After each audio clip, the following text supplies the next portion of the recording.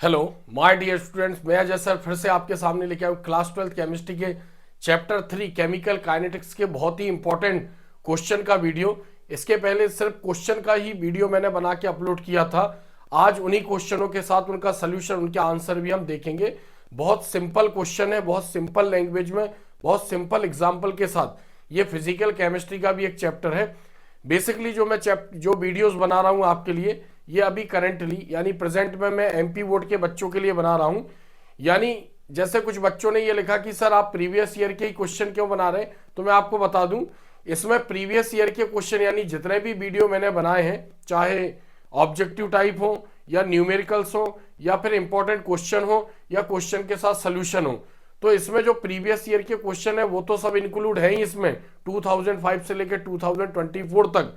और मैं आपको बता दूं, जो मुझे लगता है कि एक दो इंपॉर्टेंट क्वेश्चन हैं ये एग्जाम में आ सकते हैं, 2025 के एग्जाम में ये आ सकते हैं, वो क्वेश्चन भी मैंने इंक्लूड किए हैं। लेकिन ये है कि 80 to 90% यानी प्रीवियस ईयर के, हम ये कह सकते हैं कि सारे क्वेश्चन जो 2005 से 2024 तक है वो सारे क्वेश्चन इसमें इंक्लूड है।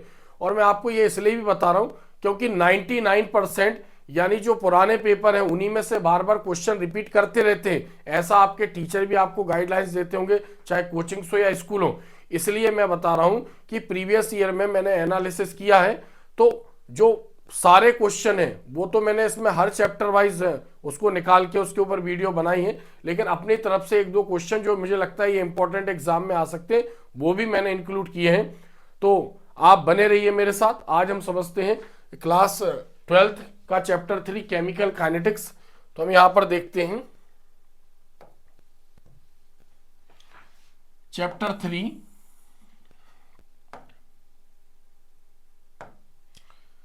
Chemical kinetics, important questions with answer, यानी क्वेश्चन और इसके आंसर सहित हम इसको आज समझेंगे। 12th chemistry for board exam. मैं बता रहा हूं चूंकि ये यूनिक क्वेश्चन है, चूंकि एमपी बोर्ड पर बेस्ड है। बाकी अगर कोई दूसरे बोर्ड का भी बच्चा इसको देख सकता है तो मैं उसके लिए भी बता दूं, यानी जो चैप्टर के यूनिक क्वेश्चन होते हैं वो होते ही हैं, चाहे कोई भी बोर्ड हो, वही एग्जाम में ज्यादातर पूछे जाते हैं।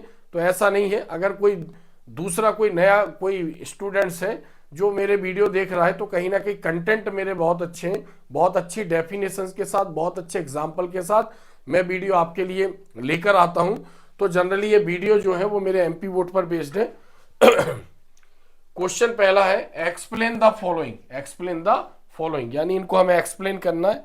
अब क्या क्या है हमारे इसमें तो हम देख सकते हैं यहां पर, rate of reaction, activation energy, threshold energy, half life period, molecularity of reaction, Arrhenius equation, order of reaction और रेट डिटरमिनिंग स्टेप। यानी ये तो हमें समझना है। तो मैं बता रहा हूं पूरे क्वेश्चन इसमें बहुत मतलब ज्यादा क्वेश्चन नहीं है, ऐसा हम कह सकते हैं 8 से 9 क्वेश्चन है टोटल।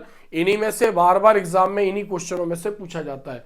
तो एक्सप्लेन द फॉलोइंग, अब जिसमें एग्जाम्पल आएगा, फॉर्मूला आएगा, उसके साथ हमें इसको एक्सप्लेन करना है। और इसमें से ज्यादातर क्वेश्चन आते हैं, इसके बाद भी बहुत अच्छे क्वेश्चन है इसमें। तो आप बने रहिए मेरे साथ, वन बाय वन हम इनको समझने की कोशिश करते हैं। तो जो हमने यहां पर देखा है कि एक्सप्लेन द फॉलोइंग, यानी हमारे पास यहां पर 8 हेडिंग है या 8 पॉइंट है यहां पर। इसके ऊपर हम पहले इसको एक्सप्लेन करेंगे। क्वेश्चन नंबर 1 था, तो यहां पर हमने इसके आंसर बना रखे हैं और इसको वन बाय वन हम इसको समझेंगे। तो यहां पर जो है first rate of reaction. Rate of reaction, सबसे पहले हमें यह पता होना चाहिए कि रिएक्शन क्या है। तो मैं बता दूं, किसी रिएक्शन जब रिएक्टेंट प्रोडक्ट में कन्वर्ट होता है, यानी केमिस्ट्री में जब कोई रिएक्टेंट प्रोडक्ट में कन्वर्ट होता है तो इसको बोलते हैं हम केमिकल रिएक्शन। या हम कह सकते हैं किसी जो सब्सटेंस है उसके इंटरनल स्ट्रक्चर में कोई चेंजेस होता है किसी के थ्रू, तो वो भी एक केमिकल रिएक्शन है। और फिजिकल रिएक्शन में केवल उसकी स्टेट चेंज होती है, सॉलिड, लिक्विड और गैस। बाकी इंटरनल स्ट्रक्चर में कोई भी चेंजेस होता है किसी भी सब्सटेंस में, वो एक केमिकल रिएक्शन का एग्जाम्पल होगा। तो रिएक्शन मतलब रिएक्टेंट कन्वर्ट टू प्रोडक्ट, यानी रिएक्टेंट का प्रोडक्ट में कन्वर्जन। रेट क्या है, कितना टाइम लगेगा, यानी रिएक्टेंट का प्रोडक्ट में कन्वर्जन में कितना टाइम लगेगा। हो सकता है 1 सेकेंड, चूंकि हमने पढ़ा है इसमें टाइप्स ऑफ रिएक्शन, बहुत फास्ट भी होती हैं, मॉडरेट मीडियम रेट से भी होती हैं और बहुत स्लो भी होती हैं। तो रिएक्टेंट से प्रोडक्ट बनने में जो टाइम लगेगा उसको हम बोलेंगे रेट, और उसकी वेलोसिटी और स्पीड कहलाएगी। तो रेट ऑफ रिएक्शन जनरली, इधर देखते हैं हम इसको, मान लो सपोज करो हमने लिया कि कोई ए रिएक्टेंट है, वो किस में कन्वर्ट हो रहा है, प्रोडक्ट में कन्वर्ट हो रहा है। तो शुरू में जब रिएक्शन स्टार्ट नहीं होती है तब जो रिएक्टेंट है, इसको क्या बोल रहे हैं हम यहाँ पर, इसको बोल रहे हैं हम यहाँ पर रिएक्टेंट। तो जो शुरू में रिएक्टेंट होता है उसका परसेंटेज कितना होता है, 100%, और प्रोडक्ट का परसेंट क्या होता है, 0। रिएक्शन शुरू नहीं हुई है, टाइम 0 है, और रिएक्शन स्टार्ट नहीं हुई। जैसे जैसे रिएक्शन आगे बढ़ेगी, टाइम स्टार्ट होगा, ए प्रोडक्ट में कन्वर्ट होने लगेगा, धीरे धीरे इसका अमाउंट कम होगा और इसका अमाउंट बढ़ेगा। तो हम क्या बोल रहे हैं, इसके कॉन्सेंट्रेशन में कमी हो रही है, उसके कॉन्सेंट्रेशन में वृद्धि हो रही है, मतलब वो इंक्रीज हो रहा है और ये डिक्रीज हो रहा है।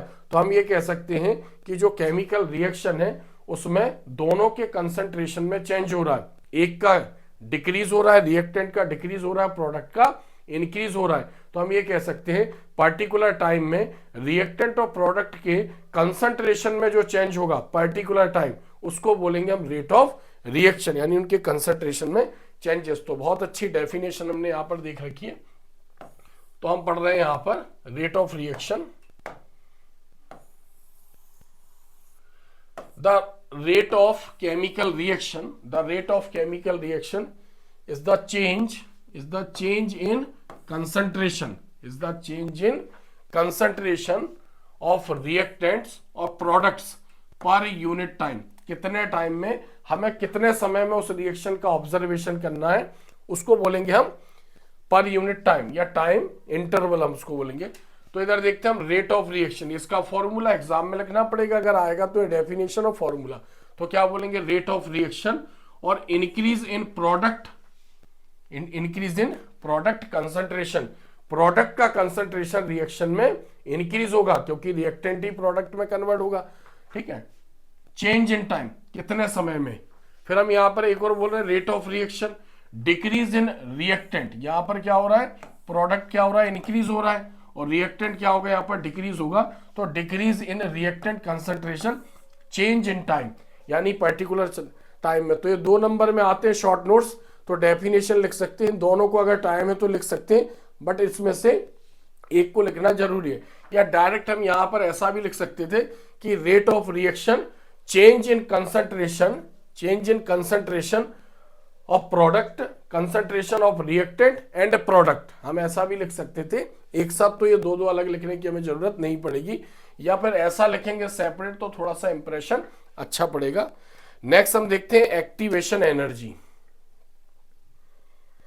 एक्टिवेशन एनर्जी, ये भी बहुत आता है एग्जाम में। तो हम जानते हैं जब भी कोई रिएक्टेंट प्रोडक्ट में कन्वर्ट होगा तो रिएक्टेंट के पास अपनी एनर्जी होती है, रिएक्टेंट के पास अपनी जो भी एनर्जी, उसके पास एक्टिवेशन एनर्जी हम पढ़ रहे हैं। तो रिएक्टेंट के पास अपनी एनर्जी होती है, अब उस एनर्जी पर वो रिएक्ट नहीं कर पा रहा है, यानी जो रिएक्टेंट मॉलिक्यूल से, या सिंगल रिएक्टेंट मॉलिक्यूल से, एक ही रिएक्टेंट के मॉलिक्यूल से, या डिफरेंट टाइप के रिएक्टेंट के मॉलिक्यूल से, तो आपस में वो रिएक्ट नहीं कर पा रहे। जब तक वो आपस में, यानी उनका जो कंसंट्रेशन हाई नहीं होगा, या जब तक वो एक्टिव नहीं होंगे, तब तक वो आपस में रिएक्ट नहीं करेंगे। तो हम ये कह सकते हैं कि पहले रिएक्टेंट मॉलिक्यूल को हमें एक्टिव करना है, एक्टिव करना, अब उसके पास जो भी उसकी अपनी काइनेटिक एनर्जी है उससे थोड़ी सी एनर्जी हमें बढ़ाना है, ताकि उसकी वेलोसिटी बढ़ सके, उसकी स्पीड बढ़ सके, वो एक्टिव हो सके।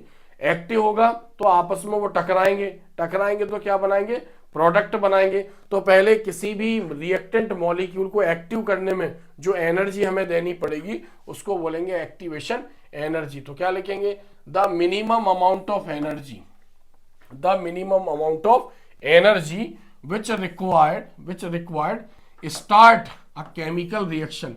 किसी केमिकल रिएक्शन की स्टार्टिंग तभी होगी जब रिएक्टेंट मॉलिक्यूल्स एक्टिव होगा, और कन्वर्ट रिएक्टेंट इनटू प्रोडक्ट, फिर वो रिएक्टेंट प्रोडक्ट में कन्वर्ट होगा। आगे भी हम पढ़ेंगे, इससे भी ज्यादा एनर्जी होती है, थ्रेशोल्ड एनर्जी। तो एक्टिवेशन एनर्जी, पहले रिएक्टेंट मॉलिक्यूल एक्टिव होगा, उसके बाद फिर उनमें आपस में कोलिजन्स होगा, टकराव होगा, देन तब कहीं जाके प्रोडक्ट फॉर्म होगा। तो एक बार फिर से समझ ले, वो मिनिमम एनर्जी, वो कम से कम energy which required to start a chemical reaction, जिससे वो केमिकल रिएक्शन स्टार्ट हो सके। वो केमिकल रिएक्शन रिएक्टेंट का प्रोडक्ट में कन्वर्जन, केमिकल रिएक्शन, और convert reactant into products is called activation energy. Activation energy it is are denoted by E A. यहां पर जो ए है वो किसको डिनोट कर रहा है? एक्टिवेशन को। जो ई है वो एनर्जी को डिनोट कर रहा है। Its value can be determined by Arrhenius equation.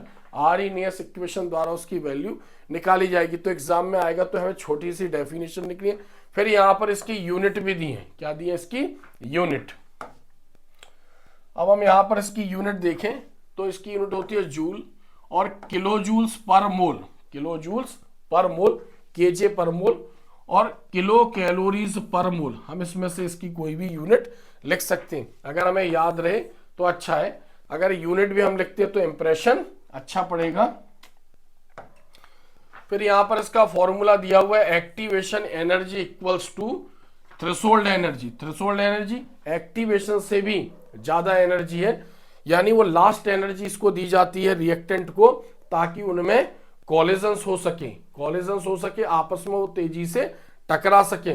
उसका एक पर्टिकुलर टेम्परेचर होगा रिएक्शन का और प्रेशर होगा, लेकिन हमें उसको एक्टिव करने के लिए और उसका कोलिजन्स कराने के लिए, टकराव कराने के लिए एनर्जी उसको हमें बाहर से अगर हम दे रहे हैं तो एक्टिवेशन एनर्जी और एनर्जी को इंक्रीज कर दे। तो थ्रेशोल्ड एनर्जी जो हमने दी है बाद में, उस एनर्जी में से हम मिनिमम एनर्जी ऑफ मॉलिक्यूल्स की जो अपनी एनर्जी है उसको अगर हम लेस करेंगे तो उसको बोलेंगे हम एक्टिवेशन एनर्जी। यानी activation energy equals to threshold energy minus minimum energy of molecules. अब हमने इसके कुछ और भी पॉइंट लिख रखे हैं जिसको हमें एग्जाम में नहीं लिखना है। एग्जाम में तो हमें केवल इसकी डेफिनेशन लिखनी है, यूनिट लिख देना, और इसका ये फॉर्मूला है छोटा सा, activation energy equals to threshold energy minus minimum energy of molecule. यहां पर दो पॉइंट हमने इसके नोट कर रखे हैं। यहां पर हम देखते हैं, the amount of energy which spend to break the chemical bonds in reactant. मतलब एक्टिवेशन एनर्जी वो एनर्जी भी है जिसमें रिएक्टेंट मॉलिक्यूल के बॉन्ड ब्रेक होंगे, क्योंकि रिएक्टेंट प्रोडक्ट में कन्वर्ट होगा तो हम क्या बोल रहे हैं, यानी एक new matter, new substance form होगा जिसकी प्रॉपर्टीज चेंज होगी। तो उसमें क्या होगा, पहले रिएक्टेंट के बॉन्ड ब्रेक होंगे, तब तो कहीं जाके जो न्यू सब्सटेंस फॉर्म होंगे उसमें न्यू बॉन्ड फॉर्म होंगे। तो the amount of energy which spend to break the chemical bonds in reactant is called activation energy. इसको भी हम एक्टिवेशन एनर्जी बोलेंगे। एक और हमने लिख रखी यहां पर, इसको केवल आपको माइंड में रखना है। अगर हम ये करें कि हमें मान लो, सपोज करो कि ये डेफिनेशन अच्छी लग रही, तो हम इन डेफिनेशनों को भी वहां पर डेफिनेशन फॉर्म में बना सकते हैं, इनका भी यूज कर सकते हैं। The energy barrier that reactants have to cross to form product is called reaction energy. हम इसको रिएक्शन एनर्जी भी बोलते हैं, एक्टिवेशन एनर्जी। मतलब हमने उसको इतनी एनर्जी दी कि वो बैरियर क्रॉस कर गया जिसमें अब वो प्रोडक्ट में कन्वर्ट होने वाला है, उसको हम बोलेंगे एक्टिवेशन एनर्जी। तो ये पॉइंट भी आप ध्यान रखेंगे, ये डेफिनेशन, यूनिट और ये इतना आपको लिखना है। 2 नंबर में अगर आता है तो इतना आपको लिखना है। नेक्स्ट हम देखते हैं threshold energy. Threshold energy, next third point क्या है यहां पर, threshold energy. The minimum amount of energy that reactant molecules need to have for an effective collisions। इतनी एनर्जी हमने उसको दी है, रिएक्टेंट मॉलिक्यूल्स को इतनी एनर्जी की जरूरत है जिसमें आपस में वो टकरा सके, उनमें कोलिजन्स हो सके, तब कहीं जाके फाइनल स्टेज में प्रोडक्ट में कन्वर्ट होंगे। Is called threshold energy. तो हम ऐसे भी इसको ध्यान रख सकते हैं, एक्टिवेशन एनर्जी किसी भी रिएक्टेंट मॉलिक्यूल को एक्टिव करने के लिए एनर्जी, ताकि वो एनर्जी बैरियर क्रॉस कर जाए जिसमें उसका प्रोडक्ट में फॉर्मेशन होने वाला हो। थोड़ी एनर्जी बढ़ा देंगे तो फिर हम उसको बोलेंगे टोटल एनर्जी, थ्रेशोल्ड एनर्जी। तो क्या बोलेंगे हम यहां पर, threshold energy minimum energy of molecules. Molecules की अपनी एनर्जी है, यहां पर प्लस आएगा, यानी activation energy plus minimum energy of molecule is called threshold energy. अब ध्यान रखना, अगर एग्जाम में ये पूछते हैं तो इसका एक अपना ग्राफ भी है, यानी एक ग्राफ भी अगर हम बनाएंगे तो उसका इंप्रेशन अच्छा पड़ेगा। कभी कभार ये होता है कि मैक्सिमम टाइम ये दोनों एक साथ पूछे गए, दोनों एक साथ पूछे गए, तब यहां पर हमें इसका एक ग्राफ भी बनाना है, जिसको मैं बिल्कुल सिंपल लैंग्वेज में बता दे रहा हूं। ठीक है,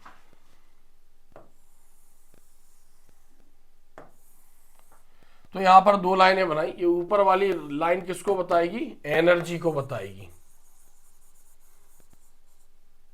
एनर्जी। और नीचे वाली जो लाइन है वो rate of reaction, rate of reaction, rate of reaction को इंडिकेट करेगी। अब हमने यहां पर एक और लाइन बनाई, एक स्ट्रेट लाइन हमने यहां पर खींची। अब हमें मालूम है कि रिएक्टेंट की एनर्जी बहुत ज्यादा होती है, तो इस पॉइंट को क्या बोल रहे हैं? यहां पर जो पॉइंट दिया हमने यहां पर इसको नाम दिया कि यहां रिएक्टेंट है कोई। अब जब तक रिएक्टेंट की एनर्जी, हम ये बोल रहे हैं कि रिएक्टेंट को रिएक्ट करा रहे, प्रोडक्ट में कन्वर्ट करा रहे, लेकिन बाद में क्या होगा? उसकी एनर्जी डाउन हो जाएगी। तो हम ये बता रहे हैं कि मान लो ये पॉइंट एनर्जी बैरियर है, इस पॉइंट के बाद वो प्रोडक्ट में कन्वर्ट होना शुरू हो जाएगा। तो हमने उसको इतनी एनर्जी दी, और जैसे जैसे प्रोडक्ट बनेगा उसकी एनर्जी डाउन हो जाएगी। तो यहां आके हमने बताया कि यहां पर प्रोडक्ट बन गया, तो हमने इस लाइन को यहां पर नाम दे रहे हैं प्रोडक्ट, प्रोडक्ट। अब यहां से यहां तक का जो डिस्टेंस है, यानी जो एनर्जी बैरियर है, इस टॉप पॉइंट को हमने नाम दिया एनर्जी बैरियर, एनर्जी बैरियर। और ये जो लाइन है ये एक्टिवेशन एनर्जी को इंडिकेट कर रही,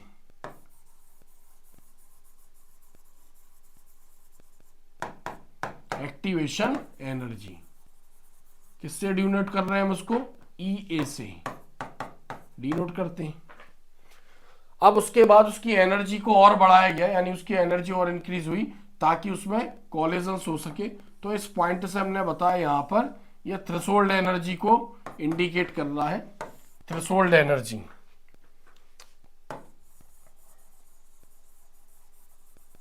थ्रेशोल्ड एनर्जी। तो अगर दोनों एक साथ आते हैं एग्जाम में तो हमें ये ग्राफ भी बनाना कंपलसरी है, ताकि फुल मार्क्स हमें मिलेंगे।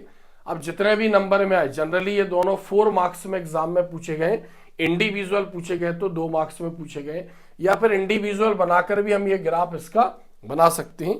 नेक्स्ट देखते हैं हम हाफ लाइफ पीरियड।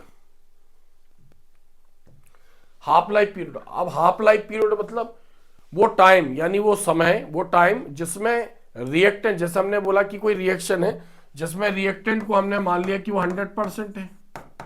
रिएक्टेंट क्या 100% है? किसमें कन्वर्ट होने वाला है? प्रोडक्ट में। और प्रोडक्ट का परसेंटेज क्या है? 0 है। तो टाइम स्टार्ट हुआ, रिएक्शन शुरू हुई, तो हमने कहा कि रिएक्टेंट यानी जो ए रिएक्टेंट है उसका 50% अमाउंट किसमें कन्वर्ट हो गया? 50% अमाउंट उसका प्रोडक्ट में कन्वर्ट हो गया। तो वो टाइम हमने नोट किया, यानी वो टाइम जिसमें रिएक्टेंट का 50% अमाउंट प्रोडक्ट में कन्वर्ट हो जाएगा, उस टाइम को बोल देंगे हम हाफ लाइफ पीरियड। या चूंकि ये रिएक्शन है तो हम बोलेंगे कि वो टाइम जिसमें रिएक्शन 50% कंप्लीट हो गई, यानी 50% रिएक्शन कंप्लीट हो गई, उसको भी हम बोलेंगे यहां पर हाफ लाइफ पीरियड। तो यहां पर 2 प्रकार से हम इसकी डेफिनेशन देंगे। हम पढ़ रहे हैं हाफ लाइफ पीरियड। तो द टाइम, यानी वो time in which concentration of the reactant, concentration of the reactant मतलब उसका amount, amount of reactant becomes half of its initial, मतलब जितना था उससे आधा प्रोडक्ट में कन्वर्ट हो चुका है। तो the time in which the concentration of the reactant becomes half of its concentration, sorry half of its initial concentration. फिर यहां से इसको एक और डेफिनेशन आ जाती है, हालांकि इसी का पार्ट है। क्या बोलेंगे? The time in which reaction becomes, अब रिएक्शन की बात कर रहे हैं, रिएक्शन बिकम्स हाफ कंप्लीट, यानी आधी कंप्लीट हो गई या half completed, is called half life period. फिर चूंकि टाइम की बात कर रहे हैं तो इट इज रिप्रेजेंटेड बाय, चूंकि हाफ लाइफ पीरियड की बात करें तो represented by T half. T half मतलब वो टाइम जिसमें रिएक्टेंट और रिएक्शन आदि कंप्लीट हो गई है। चूंकि टाइम की बात कर रहे हैं तो its unit is the unit of time, यानी इसकी यूनिट क्या होगी, इसकी यूनिट वही होगी जो टाइम की यूनिट होती है। जैसे सेकंड और मिनट में हम इसको एक्सप्रेस करेंगे तो ये आपको समझ में आ गया होगा। हाफ लाइफ पीरियड बहुत सिंपल सी, जो भी डेफिनेशन में लेके आता हूं वो बहुत सिंपल की, जैसा हम अपने बच्चों को पढ़ाते हैं, स्कूल में पढ़ाते हैं, कोचिंग में पढ़ाते हैं, उसी पर बेस्ड है ये सारे कंटेंट, और कोई बुकी लैंग्वेज नहीं है। अगर आप इसको देखते हैं तो वन टाइम में ये आपको याद हो जाएगा और प्रैक्टिस करने पर 101% आपके माइंड में ये बैठ जाएगा। नेक्स्ट देखते हैं molecularity of reaction. Molecularity of reaction generally जो छोटी क्लासों से हम पढ़ते आ रहे हैं वो मॉलिक्युलरिटी ऑफ रिएक्शन ही हम पढ़ते आ रहे हैं, यानी एक प्रकार से थ्योरेटिकल डेटा है। किसी भी रिएक्शन में, यानी जो बैलेंस्ड इक्वेशन है, यानी बैलेंस्ड केमिकल इक्वेशन में जो रिएक्टेंट पार्टिसिपेट करते, कितने रिएक्टेंट मॉलिक्यूल पार्टिसिपेट करते हैं, उसको बोलते हैं मॉलिक्युलरिटी ऑफ रिएक्शन। आगे हम एग्जांपल पढ़ेंगे। यानी किसी रिएक्शन में सपोज करो रिएक्टेंट का एक मॉलिक्यूल पार्टिसिपेट कर रहा है तो हम उसको बोलते हैं यूनिमॉलिक्यूलर रिएक्शन। अगर देखकर लग रहा है कि दो मॉलिक्यूल पार्टिसिपेट कर रहे हैं, वली एक ही सब्सटेंस के दो मॉलिक्यूल हैं या अलग अलग सब्सटेंस के सिंगल सिंगल मतलब दो मॉलिक्यूल हैं, तो उसको बोलेंगे हम बाई मॉलिक्यूलर रिएक्शन। अगर तीन रिएक्टेंट मॉलिक्यूल पार्टिसिपेट कर रहे हैं उसको हम बोलेंगे ट्राई मॉलिक्यूलर रिएक्शन। यानी किसी भी बैलेंस्ड केमिकल इक्वेशन में, जिसको बोलते हैं हम स्टाइकियोमेट्रिक कोफिशिएंट, यानी केमिकल जो बैलेंस्ड इक्वेशन है उसमें रिएक्टेंट मॉलिक्यूल काउंट करेंगे और वही कहलाएगी उसकी मॉलिक्युलरिटी। तो क्या बोलेंगे हम, the number of reactant molecules, the number of reactant molecules taking part in a chemical reaction. किसी रिएक्शन में रिएक्टेंट के कितने मॉलिक्यूल पार्टिसिपेट कर रहे हैं, और the sum of the stoichiometric coefficient of the reactants in a balanced equation. यानी जो उसकी इनिशियल स्टेज में जो हमें रिएक्टेंट मॉलिक्यूल दिख रहे हैं वही कहलाएगी उसकी मॉलिक्युलरिटी ऑफ रिएक्शन। तो यहां पर भी हमने दो डेफिनेशन यूज किए, चाहे तो आप इसको छोड़ भी सकते हो और इंक्लूड करें तो अच्छा है, क्योंकि कंप्लीट रिएक्शन कंप्लीट डेफिनेशन ये हो रही है। तो एक तो number of reactant molecules taking part in a chemical reaction, और क्या बोल रहे हैं यहां से हम, और द सम ऑफ, यानी जो रिएक्टेंट पार्टिसिपेट कर रहे हैं मॉलिक्यूल उनका sum, the sum of stoichiometric coefficient, उसकी इनिशियल स्टेज को बता रहा है, of the reactants in a balanced equation is called molecularity of reaction.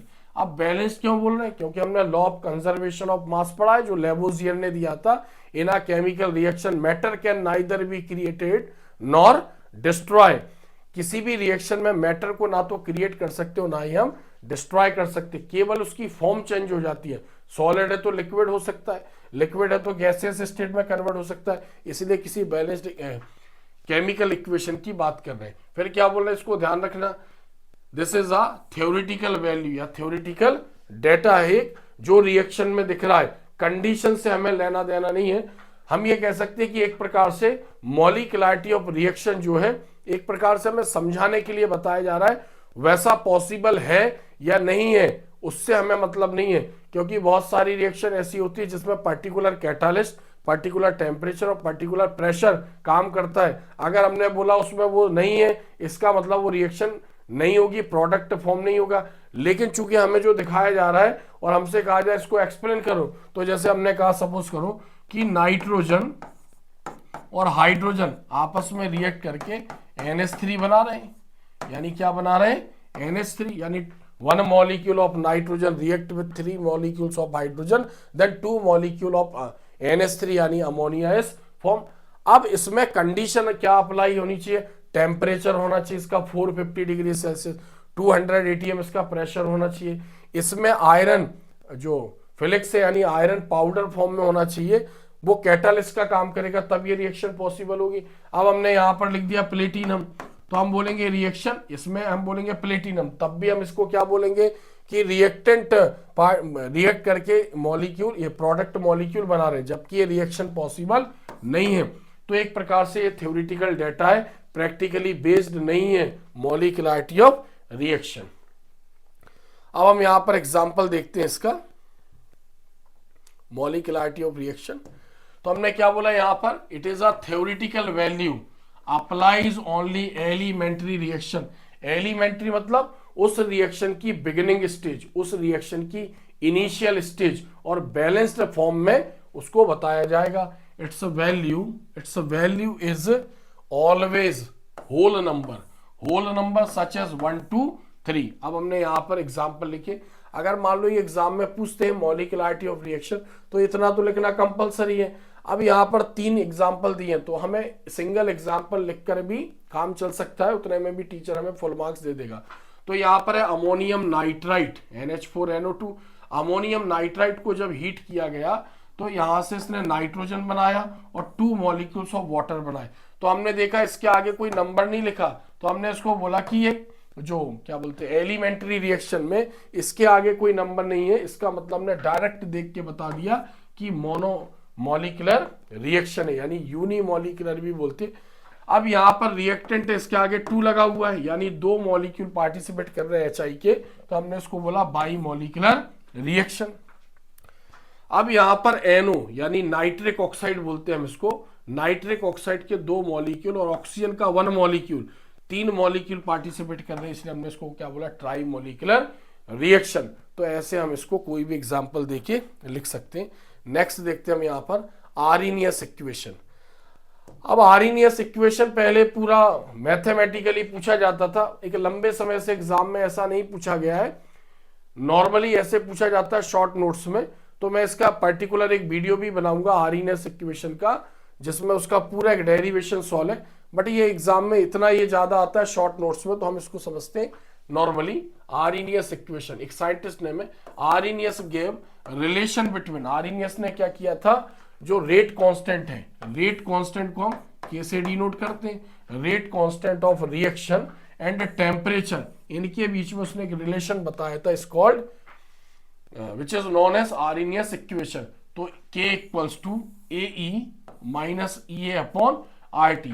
मैं बता दूं ये MCQ में इस चैप्टर में से अगर सबसे ज्यादा ऑब्जेक्टिव एग्जाम में पूछा गया तो right the Arrhenius equation 1 word में पूछा गया, फिलिंग द ब्लैंक्स में पूछा गया और मैच द कॉलम में भी पूछा गया। इसको आपको एनी हाउ याद कर लेना, K equals to AE minus power में EA अपॉन RT। जनरली इतना लिखना है, K क्या है, rate constant, frequency factor, activation energy और गैस कांस्टेंट, और T क्या है, temperature in kelvin, absolute temperature. इतना बताना है आपको कि जो आर्हेनियस था उसने रेट कांस्टेंट और टेम्परेचर के बीच में किसी भी केमिकल की रिएक्शन के रेट कांस्टेंट और टेम्परेचर में क्या रिलेशन है, इस फॉर्मूले के थ्रू बताया था। जब हम इसका डेरिवेशन पढ़ेंगे तो इसको और भी अच्छी तरीके से पढ़ेंगे, बट अभी हमें यहां पर इतना इसको याद रखना है। Next, order of reaction. Order of reaction एक प्रकार से ये भी मॉलिक्युलरिटी जैसा एक फॉर्म है, एक रूप है उसी का। अब मॉलिक्युलरिटी में क्या है, किसी भी रिएक्शन को देखकर हम ये बता देते कितने रिएक्टेंट मॉलिक्यूल पार्टिसिपेट कर रहे हैं। ये एक एक्सपेरिमेंटल वैल्यू है, यानी एक्चुअल रिएक्टेंट के कितने मॉलिक्यूल्स प्रोडक्ट में कन्वर्ट हो रहे हैं, उसको बोलेंगे हम ऑर्डर ऑफ रिएक्शन, जिसको किसी रिएक्शन में हम प्रोडक्ट साइड में उसके कंसंट्रेशन को लिखकर उसके मॉलिक्यूल को उसकी पावर में शो करेंगे। एक चीज मैं और बता दूं आपको, जैसे कहा जाता है प्रैक्टिकली जितना रिएक्टेंट लिया गया, जैसे हमने बोला कोई रिएक्टेंट है, इसका अमाउंट है 100%, ये क्या है यहाँ पर रिएक्टेंट, इसको ध्यान से समझना थोड़ा सा। कोई रिएक्टेंट है, प्रोडक्ट में कन्वर्ट हो रहा है, किस में कन्वर्ट हो रहा है, प्रोडक्ट में। अब हम बोल रहे हैं कि प्रैक्टिकली जितना रिएक्टेंट लिया जाता है उसका 100% प्रोडक्ट में कन्वर्ट नहीं होता है, यानी कुछ अमाउंट होगा जो रिएक्ट ही नहीं करता है, जिसको हम बोलते हैं इनएक्टिव पार्ट ऑफ रिएक्टेंट। जो रिएक्ट करके प्रोडक्ट बनाएगा उसको बोलते हैं हम एक्टिव पार्ट। इसके ऊपर लॉ ऑफ मास एक्शन, यानी जो गोल्डबर्ग और वागे है उन्होंने उसके ऊपर एक क्या बोलते हैं प्रिंसिपल भी दिया है कि जो रिएक्टेंट है वो कभी 100% प्रोडक्ट में कन्वर्ट नहीं होता। फिर हमें पता कैसे चलेगा नॉर्मली, तो हम बोलेंगे कि रिएक्टेंट ए है और इसका ये अमाउंट प्रोडक्ट में कन्वर्ट हुआ, तो यहाँ पर जो स्क्वायर ब्रैकेट हम बता रहे हैं इसको बोले हम active mass of reactant, active mass of reactant, इसको हम C से भी डिनोट करते हैं, मोलार कंसंट्रेशन, इसको मोल पर लीटर भी बोलेंगे हम यहाँ पर, मोल पर लीटर, और इसको शॉर्ट में क्या लिखेंगे हम, मोल लीटर इनवर्स। तो ऐसे इसको ध्यान रखना है क्योंकि इसकी जरूरत पड़ेगी। तो प्रैक्टिकली जितना रिएक्टेंट लिया जाता है प्रोडक्ट में कन्वर्ट नहीं होता, केवल उसका एक्टिव पार्ट ही प्रोडक्ट में कन्वर्ट होता है, called active mass of reactant, जिसको जनरली इस चैप्टर में हम स्क्वायर ब्रैकेट के फॉर्म में बताएंगे। तो हम क्या बोल रहे हैं, रिएक्टेंट ए है और यहां पर हम इसको पढ़ेंगे कैसे, बड़े ब्रैकेट को बोलेंगे एक्टिव मास ए, इतना प्रोडक्ट में कन्वर्ट हो रहा है। तो ऑर्डर ऑफ रिएक्शन क्या है, यानी प्रैक्टिकली रिएक्टेंट के कितने मॉलिक्यूल्स प्रोडक्ट में कन्वर्ट हो रहे हैं उसको बोलेंगे हम ऑर्डर ऑफ रिएक्शन। तो देखते हैं यहां पर द सम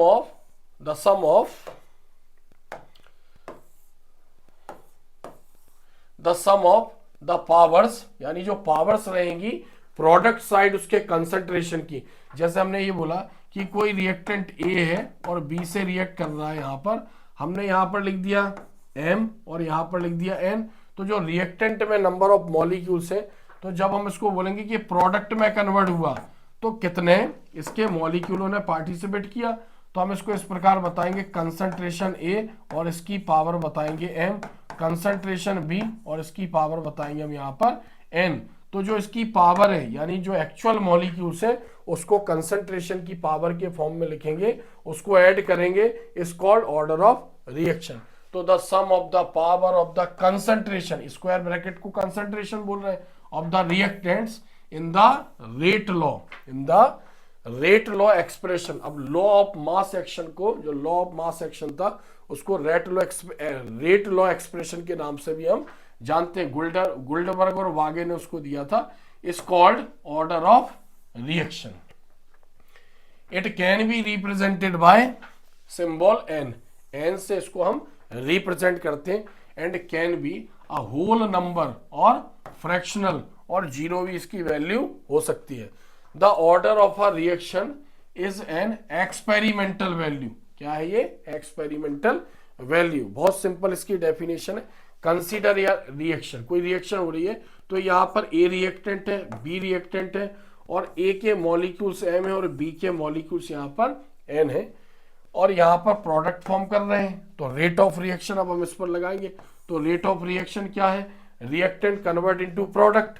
तो रिएक्टेंट किस में कन्वर्ट हो रहा है, प्रोडक्ट में। तो रिएक्टेंट क्या है, ए, और रिएक्टेंट क्या है, बी।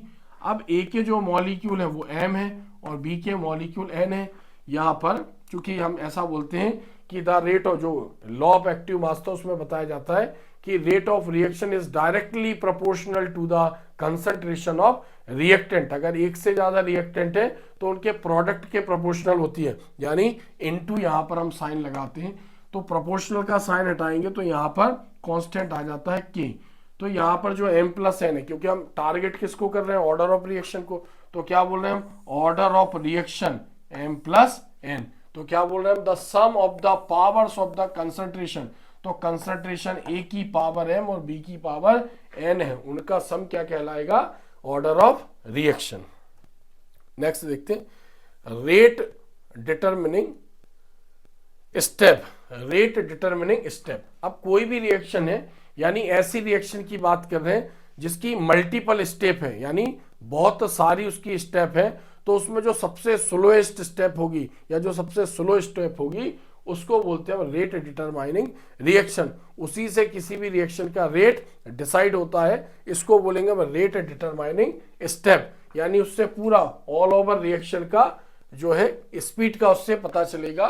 तो रेट डिटरमाइनिंग और slower step. When a chemical reaction, when a chemical reaction occur in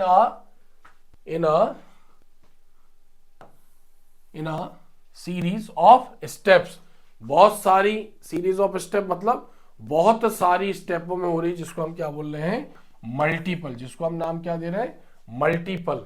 one of the steps is slower, इनमें से कोई एक स्टेप स्लो होगी देन ऑल अदर स्टेप, दूसरी स्टेपों के कंपैरिजन में। जैसे हम पढ़ते ना कि रिएक्टेंट है, कोई पहले मीडिएटर कंपाउंड बना रहा है, कोई रिएक्टेंट ए है उसको बनाना मान लो जेड है, तो तो उसने मीडिएटर कंपाउंड बी बनाया, मीडिएटर कंपाउंड सी बनाया, इसको बोलते हैं मल्टीपल स्टेप। तो बहुत सारी स्टेपों में वो रिएक्शन हो रही है, कोई स्टेप फास्ट है कोई स्लो है, तो जब जो सबसे स्लो स्टेप है उसको क्या बोलेंगे, then all other steps determines the rate of the overall reaction, जो पूरी रिएक्शन को डिटरमाइन कर रही है, कॉल्ड रेट डिटरमाइनिंग स्टेप और रेट लिमिटिंग स्टेप।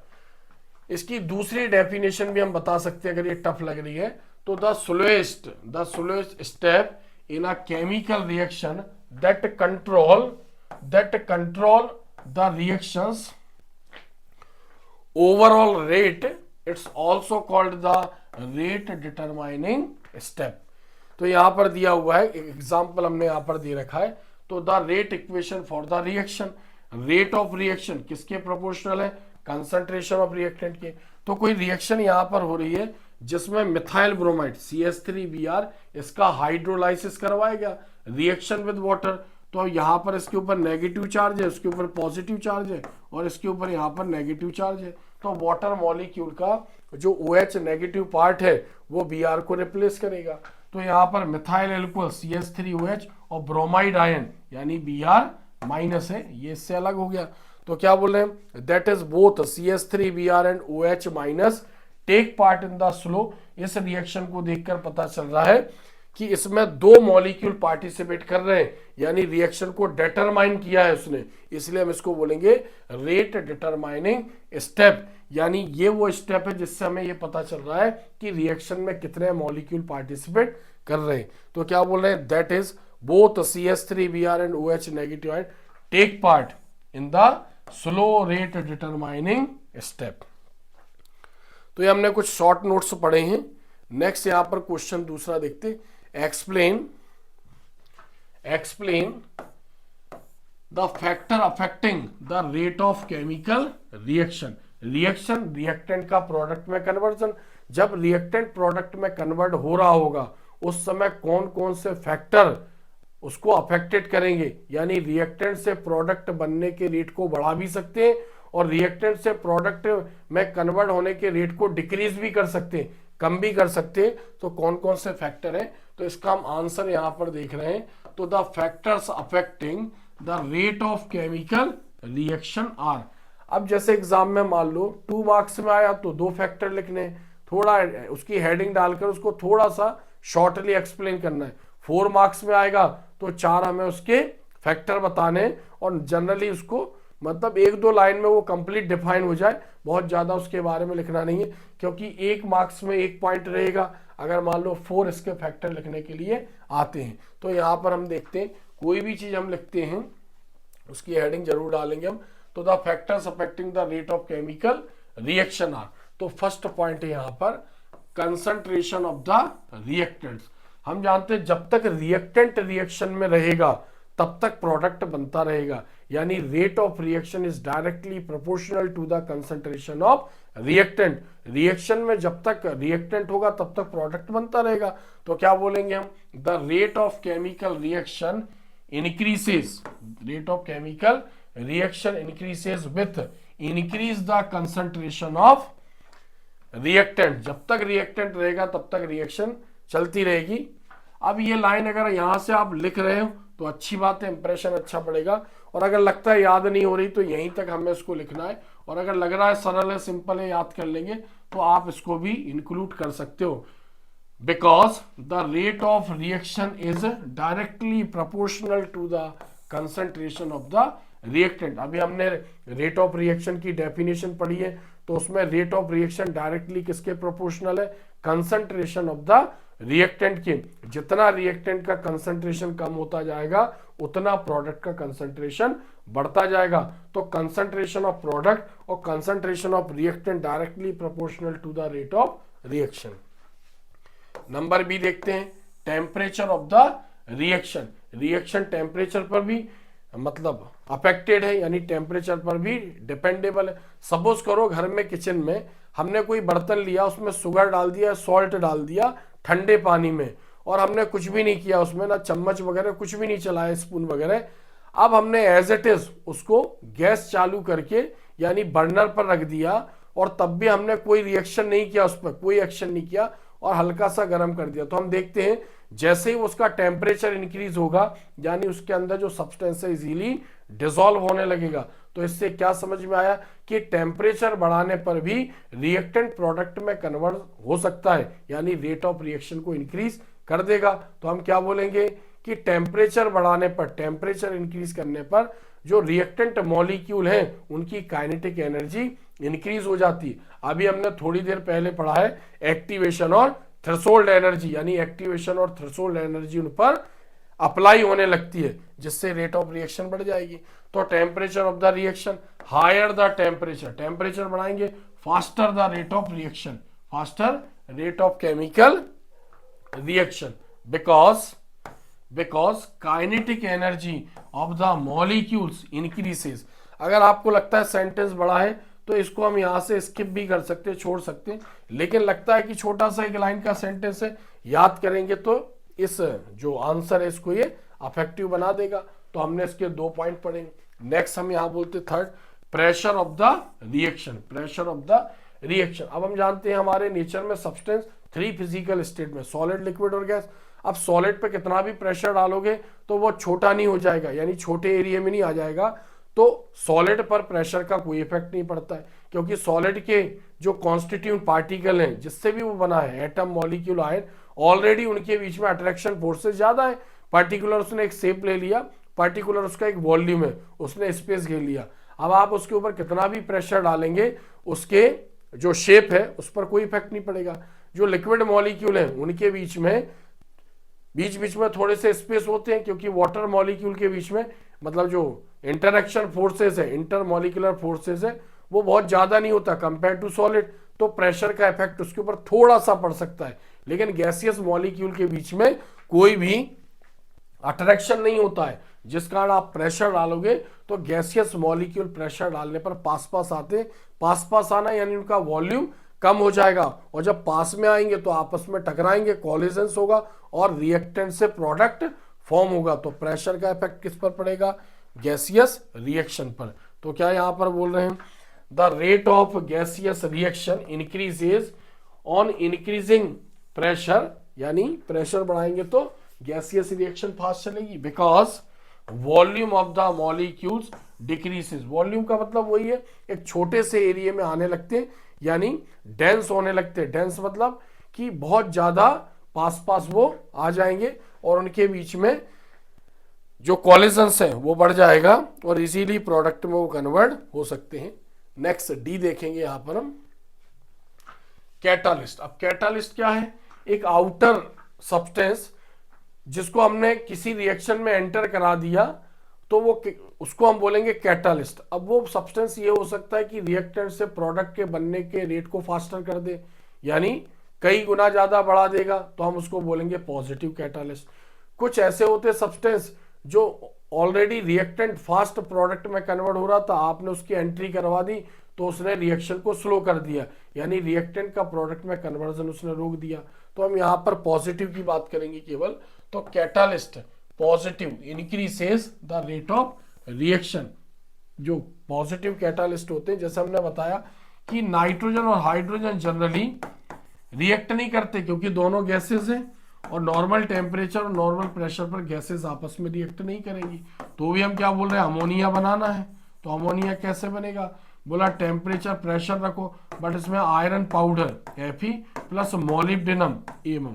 अब एमओ क्या है यहाँ पर? कैटालिस्ट प्रमोटर है जो Fe की ताकत को और बढ़ाता है। तो ये रिएक्शन यानी बहुत स्पीड से, करोड़ों गुना स्पीड से यानी बढ़ जाएगी और रिएक्टेंट मॉलिक्यूल आपस में रिएक्ट करके प्रोडक्ट बनाएंगे।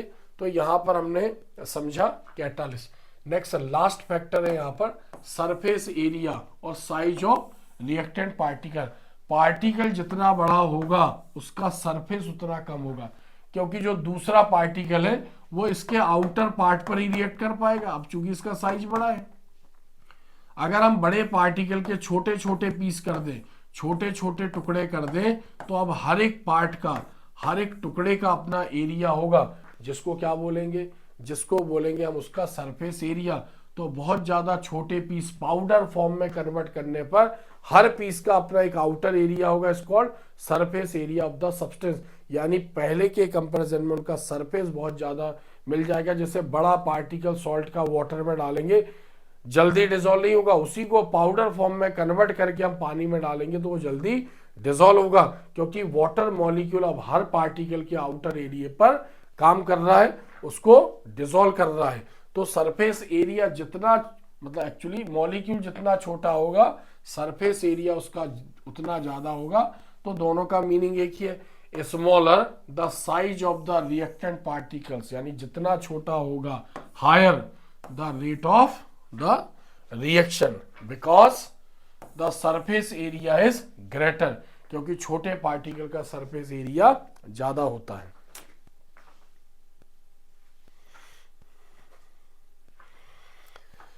नेक्स्ट देखते हैं हम राइट द डिफरेंस। अब डिफरेंस भी इस चैप्टर में दो हैं और एग्जाम में अनलिमिटेड बार पूछे गए। तो राइट द डिफरेंस। अब डिफरेंस क्या है?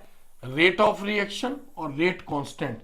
रेट ऑफ रिएक्शन रिएक्टेंट का प्रोडक्ट में कन्वर्जन, और रेट कांस्टेंट यानी जब हम उसका कंसंट्रेशन बता रहे होंगे तो प्रोपोर्शनैलिटी कांस्टेंट, जो प्रोपोर्शनैलिटी साइन हटेगा तो उसमें क्या आएगा? रेट ऑफ कांस्टेंट आएगा उसका। तो rate of reaction and rate constant, और molecularity of reaction and order of reaction. तो दोनों में मतलब रिएक्टेंट के कितने मॉलिक्यूल प्रोडक्ट में कन्वर्ट होते हैं, एक थ्योरेटिकल डेटा है और एक प्रैक्टिकली डेटा है। दोनों का मीनिंग यहाँ पर है, तो दोनों में हमें डिफरेंस बताना है। तो हम इसको दो पार्टों में बांट कर भी लिख सकते हैं, या फिर हम इस टाइप से भी इसको लिख सकते हैं। वैसे दो पार्ट में आप इसको लिखें, एक सेंटर लाइन खींच के इधर आप लिखना रेट ऑफ रिएक्शन, उधर रेट कांस्टेंट, या फिर मॉलिक्युलरिटी वाला पढ़े तो मॉलिक्युलरिटी ऑफ रिएक्शन और ऑर्डर ऑफ रिएक्शन, ताकि टीचर को जल्दी दिखता है। तो यहां पर हम इसका आंसर देख रहे हैं, first difference between rate of reaction and rate constant. तो पहले रेट ऑफ रिएक्शन लिखा हुआ है, तो पहले रेट ऑफ रिएक्शन का पॉइंट को हम बताएंगे, देन उसी पॉइंट में हम उसके बाद रेट कांस्टेंट को बताएंगे। तो rate of reaction is the change in molar concentration of the reactants और प्रोडक्ट्स पर यूनिट टाइम। कितने समय में रिएक्टेंट का कंसंट्रेशन डिक्रीज हुआ, प्रोडक्ट का इंक्रीज हुआ, कितने टाइम में, हमें कितने समय में उसका ऑब्जर्वेशन करना है, is called rate of reaction. फिर it is a proportionality constant in rate law equation and is equal to the rate of reaction। यानी प्रोपोर्शनैलिटी कांस्टेंट है, रेट लॉ इक्वेशन मतलब लॉ ऑफ मास एक्शन में। जैसे हमने बोला कि कोई रिएक्शन, जैसे हम इसको समझते हैं, जैसे हमने कहा यहां पर कोई रिएक्शन है जिसमें एक इसमें कन्वर्ट हो रहा है, प्रोडक्ट में कन्वर्ट हो रहा है। अब लॉ ऑफ मास एक्शन ये कहता है कि जो रेट ऑफ रिएक्शन, यानी rate of reaction directly proportional to the concentration of reactant, और कंसंट्रेशन मतलब square bracket concentration of reactant, इसको हम बोल रहे हैं लॉ ऑफ मास एक्शन। अब जब हम इसका प्रोपोर्शनैलिटी का साइन हटाएंगे तो rate of reaction equals to K क्या है यहाँ पर? Proportionality constant which is called rate constant, और कंसंट्रेशन यहाँ पर आ जाएगा ए। यही हमने लिखा है, क्या बोल रहे हैं हम? It is a proportionality constant rate law equation, ये rate law equation is equal to the rate of reaction. किसके इक्वल है? रेट ऑफ रिएक्शन की। अगर सारा कॉन्सेंट्रेशन यूनिटी है, इकाई है, तो हम उसको बोलेंगे कि rate constant rate of reaction के इक्वल होगा। सेकेंड पॉइंट देखते हैं,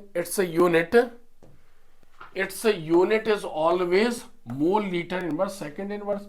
क्यों बोल रहे हैं हम इसकी यूनिट ये है? क्योंकि हम क्या बोल रहे हैं, रेट ऑफ रिएक्शन जो रेट होता है वो किसके इक्वल है? वो कंसंट्रेशन के इक्वल है और टाइम के इक्वल है अपॉन टाइम, इसका रेशो है ये।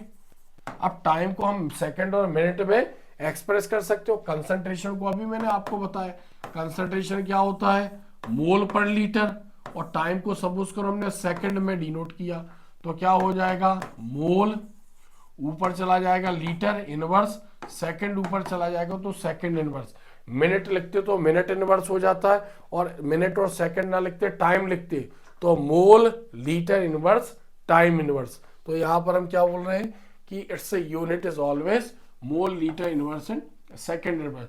चूंकि ऐसा यूनिट टाइम की क्या होती है, सेकंड होती है, इसलिए हम उसको सेकंड में एक्सप्रेस कर रहे हैं। Its unit is depend upon the order of reaction, order of reaction पर वो डिपेंड करेगी। Next third, it depends upon the initial concentration of reactant, यानी रेट ऑफ रिएक्शन किस पर डिपेंड कर रहा है, इनिशियल कंसंट्रेशन ऑफ रिएक्टेंट, कितना रिएक्टेंट लिया गया है, और it is independent of the initial concentration of reactant, उससे उसका कोई लेना देना नहीं है। Next fourth point, for the different reactions the unit of rate of reaction are same. अब कोई भी रिएक्शन होगा उसका कंसंट्रेशन की यूनिट हम यही बताएंगे, क्या बताएंगे हम, रेट ऑफ रिएक्शन को यही बोलेंगे, mole litre inverse second inverse.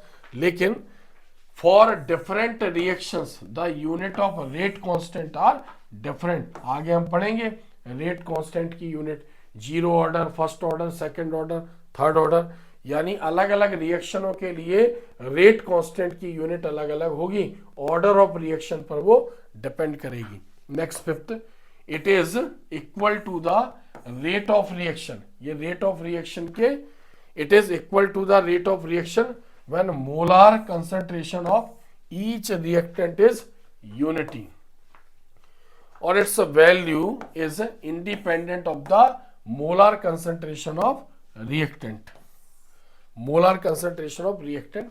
इसमें थोड़ा सा ध्यान रखना आप, इट इज इक्वल टू, ये वाला पॉइंट जो होगा वो नीचे जाएगा और ये वाला पॉइंट ऊपर आएगा, तो इस पॉइंट को आप छोड़ भी सकते हो क्योंकि ये बड़ा पॉइंट भी है और ये ऊपर नीचे लिखा गया है, तो जो ऊपर के 4 पॉइंट हमने लिखे उसी को आप याद करें।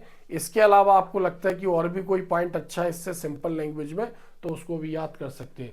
यानी इट्स वैल्यू इज इंडिपेंडेंट, इस वैल्यू इज इंडिपेंडेंट, इसको आप छोड़ दो, इस पॉइंट को, इसका कोई मीनिंग नहीं निकल रहा है प्रॉपर। नेक्स्ट हम देखते हैं difference between molecularity of reaction, difference between, next difference between molecularity of reaction and order of reaction. अब मोलिकुलरिटी क्या है, यानी बैलेंस्ड केमिकल इक्वेशन में कितने मॉलिक्यूल पार्टिसिपेट कर रहे हैं, वो molecularity of reaction. Order of reaction यानी प्रैक्टिकली कितना कंसंट्रेशन चेंज हुआ रिएक्टेंट का प्रोडक्ट में कन्वर्ट होते समय, या कितने मॉलिक्यूल पार्टिसिपेट कर रहे हैं रिएक्टेंट के प्रोडक्ट में बनते समय, उसको बोलेंगे ऑर्डर ऑफ रिएक्शन। तो इसके भी बहुत सिंपल पॉइंट है। फर्स्ट पॉइंट, इसको भी मतलब बीच में सेंटर लाइन बनाकर दोनों तरफ राइट और लेफ्ट साइड लिखकर इसको हम एक्सप्रेस कर सकते हैं। तो क्या बोला है, मॉलिकुलरिटी का ऊपर पॉइंट रहेगा, उसके नीचे ऑर्डर ऑफ रिएक्शन का रहेगा। The total number of reactant molecules, total number of reactant molecules taking part in a reaction is called molecularity। और यहां पर क्या बोल रहे हैं, the number of reactant molecules whose concentration is change, यानी ऐसे मॉलिक्यूल जिनके कंसंट्रेशन में चेंज हो रहा है, थोड़ा बहुत भी चेंज हो रहा है, is called order of reaction। Second point, always a whole number, इसका जो वैल्यू होगी हमेशा होल नंबर होगी। हमने पढ़ा है 1 2 3 यूनी, डाई और tri molecular. Can be, whole number भी हो सकता है और फ्रैक्शनल भी हो सकता है। Third point, it's value never zero, कभी भी ऑर्डर ऑफ रिएक्शन, वो मॉलिकुलरिटी ऑफ रिएक्शन की वैल्यू जीरो नहीं होगी। Zero value is possible, zero भी हो सकती है। Fourth point, it does not provide any information about the mechanism, कैसे रिएक्शन हुई, कितनी स्टेप में हुई, कैसे प्रोडक्ट बना, इसकी जानकारी यानी मॉलिकुलरिटी ऑफ रिएक्शन से नहीं मिलेगी। It is a provide information about mechanism of reaction, यानी कोई रिएक्शन कैसे कंप्लीट हो रही है उसकी इंफॉर्मेशन देगी। नेक्स्ट फिफ्थ पॉइंट देखते हैं, it is a theoretical value, यानी थ्योरेटिकल वैल्यू पर बेस्ड है, और it is an experimental value. तो ऐसे हमने इसके 5 देखे पॉइंट। अब चूंकि 5 नंबर का क्वेश्चन तो एग्जाम में आता नहीं, तो मिनिमम हमें 4 पॉइंट तो याद करके रखने जितने भी चैप्टर हैं। हालांकि मैंने एक ब्लूप्रिंट बनाया है, 99% उसी ब्लूप्रिंट को फॉलो करेगा बोर्ड। मैं फिर बार बार आपको बता रहा हूं, उसी ब्लूप्रिंट के अकॉर्डिंग तैयारी करें। ऐसा नहीं कि मतलब आपको मतलब मिसगाइड करने के लिए या फेक वीडियो बनाने के लिए या वीडियो चलाने के लिए ऐसे कुछ किया गया। 3-4 साल पुराने ब्लूप्रिंट को ध्यान में रखते हुए, चूंकि 2 साल पहले जो बोर्ड है वो ब्लूप्रिंट देता था, 2024 में ही यानी जो लास्ट ईयर रहा है उसमें उसने ब्लूप्रिंट नहीं दिया, सीबीएसई को फॉलो कर रहा है, और इस साल भी उसने ब्लूप्रिंट नहीं दिया। लेकिन उसके पहले हमेशा उसने एक ब्लूप्रिंट दिया, यानी जो मार्किंग है उनका डिवाइडेशन बताया, तो उसके बेस पर उसने नहीं भी दे रहा है लेकिन पुराने ब्लूप्रिंटों को वो फॉलो कर रहा है, इसलिए ऑथेंटिक है। आप कहीं ना कहीं उसके अनुसार ही तैयारी करें। नेक्स्ट 4th पॉइंट देखते हैं, what do you mean by zero order reaction. What do you mean by zero order reaction. अब ये एग्जाम में पूरी डेरिवेशन है, एग्जाम में पूछते हैं इसको। What do you mean by zero order reaction, derive it's rate equation, ऐसे ही पूछेगा। कभी कभार ये भी हो सकता है कि इसका हाफ लाइफ पीरियड भी पूछता है, जिसको भी हम पढ़ेंगे, नहीं तो इतना तो हमें तैयारी करके रखनी है। तो जीरो ऑर्डर रिएक्शन, जब रेट ऑफ रिएक्शन कंसंट्रेशन की पावर 0 के प्रोपोर्शनल होगी। रेट ऑफ रिएक्शन किसके प्रोपोर्शनल होगी, कंसंट्रेशन की पावर 0 है, 0 बता रहा है कि रिएक्शन का प्रोडक्ट में कन्वर्जन नहीं हो रहा है या रिएक्शन कांस्टेंट है, तो हम कंसंट्रेशन की पावर 0 बताते हैं, जिसको बोलते हैं हम जीरो ऑर्डर रिएक्शन। तो पहले हम इसकी डेफिनेशन समझते हैं, और दूसरे तरीके से भी क्वेश्चन पूछा जाता है, prove that half life period, half life period मतलब T half, prove that the half life period of a zero order reaction is proportional to the initial concentration of the reactant। मतलब आप ये prove करो कि जो zero order reaction है उसमें जो half life period of zero order reaction is directly proportional to the initial concentration of reactant.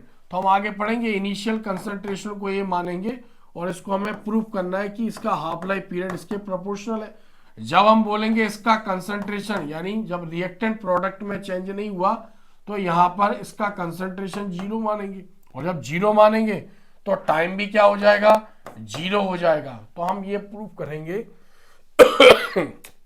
कि जो टाइम है यानी हाफ लाइफ पीरियड है वो इनिशियल कंसंट्रेशन के प्रोपोर्शनल है, यानी जब इसका अमाउंट 0 होगा तो इसको भी हम 0 मानेंगे, यानी जीरो ऑर्डर की रिएक्शन होगी। तो हम इसको बहुत अच्छी लैंग्वेज में अच्छी डेफिनेशन के साथ इसको हम समझते हैं। तो इधर देखते हैं हम जीरो ऑर्डर रिएक्शन, हमें पहले इसको हेडिंग में बताना उसकी डेफिनेशन को। तो इधर देखें, the reactions in which the rate of reaction reactant का प्रोडक्ट में conversion, rate of reaction is directly proportional to the zero power of the concentration of reactant, यानी जो रेट ऑफ रिएक्शन होगी वो कंसंट्रेशन की पावर 0 के form में बताई जाएगी, जिससे पता चलेगा वो जीरो ऑर्डर की रिएक्शन है, रिएक्टेंट का प्रोडक्ट में कन्वर्जन नहीं हो रहा था। और दूसरे टाइप से भी यहां पर इसको डिफाइन किया गया, जो भी डेफिनेशन अच्छी लगे वो याद करेंगे। The reactions in which the rate of reaction does not depend upon the concentration of reactants are called zero order reaction, concentration पर डिपेंड नहीं कर रही है। Therefore, the rate of change in concentration of the reactant remains constant। Reactant का concentration इसमें constant होता है। अब इसको पूरा मैथमेटिकली हमको समझाना, इसकी डेरिवेशन है, तो ये डेफिनेशन है। फिर बता रहा हूं, इस डेफिनेशन को याद कर सकते या इसको याद कर सकते, जो भी अच्छी लगे, बट यहां से आगे इसको कंटिन्यू अभी हमें करना है, यानी इसको आगे हम देखते हैं। कोई भी डेफिनेशन चूज करेंगे बट इसके आगे कंटिन्यू हमें इसको करना है। तो let the zero order reaction, कोई जीरो ऑर्डर रिएक्शन हो रही है जिसमें ए क्या है, यहाँ पर ए है, यहाँ पर रिएक्टेंट किसमें कन्वर्ट हो रहा है, प्रोडक्ट में कन्वर्ट हो रहा है। तो हमने क्या बोला, गोल्डबर्ग और वागे के अनुसार जितना रिएक्टेंट लिया जाएगा उतना प्रोडक्ट में कन्वर्ट नहीं होगा। तो हमने ऐसा कह दिया कि जो ए है ये 100% है, या जो भी इसका परसेंटेज है इसमें से स्मॉल ए को माना हमने इनिशियल कंसंट्रेशन, सॉरी ये एक्टिव मास ऑफ रिएक्टेंट जिसको प्रोडक्ट में कन्वर्ट होना है। लेकिन ये सडनली यानी तुरंत तो प्रोडक्ट में कन्वर्ट नहीं हो जाएगा, धीरे धीरे यानी समय के साथ धीरे धीरे प्रोडक्ट में कन्वर्ट होगा। तो स्लोली अमाउंट को क्या मान लेंगे हम, एक्स मान लेंगे। यानी टोटल स्मॉल ए है जिसको प्रोडक्ट में कन्वर्ट होना है, लेकिन वो एक साथ प्रोडक्ट में कन्वर्ट नहीं होगा, धीरे धीरे कन्वर्ट होगा। तो यहां पर एक्स उसके स्लोली अमाउंट को रिप्रेजेंट करेगा। तो अब हम इसको समझते हैं यहां पर, if the initial concentration of the reactant, initial concentration of reactant is कितना है, ए मोल per litre, and in time T x mole of reactant, x क्या बता रहा है, जिसको अब टोटल ए को प्रोडक्ट में कन्वर्ट होना है, लेकिन उसमें से धीरे धीरे उसका अमाउंट प्रोडक्ट में कन्वर्ट होगा, यानी एक्स उसके स्लोली अमाउंट को रिप्रेजेंट कर रहा है। तो X moles of reactant is converted into product, यानी then concentration of the reactants after T time, वो टी टाइम था, after T time will be A minus X. तो हम क्या बोल रहे हैं, ए एक्टिव पार्ट है जिसको प्रोडक्ट में कन्वर्ट होना है, लेकिन वो धीरे धीरे होगा, तो उसका स्लोली अमाउंट क्या है, एक्स। तो हम बोलेंगे कुछ समय बाद जो उसका कंसंट्रेशन कितना रह जाएगा, ए माइनस एक्स। क्लियर है।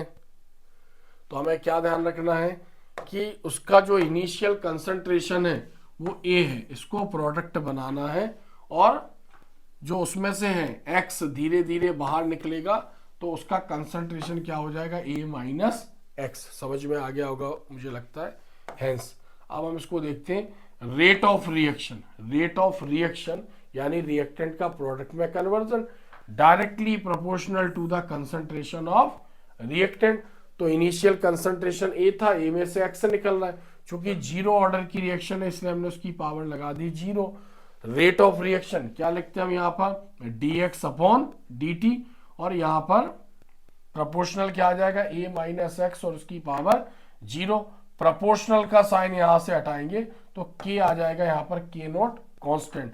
तो dx अपॉन dt, d क्या है, माइनर चेंजेस को बता रहा है, x क्या है, कंसंट्रेशन को बता रहा है, और t टाइम में चेंजेस को बता रहा है। चेंज इन कंसंट्रेशन, dx मतलब change in concentration, minor concentration में चेंजेस, और dt क्या बता रहा है, टाइम में माइनर चेंज।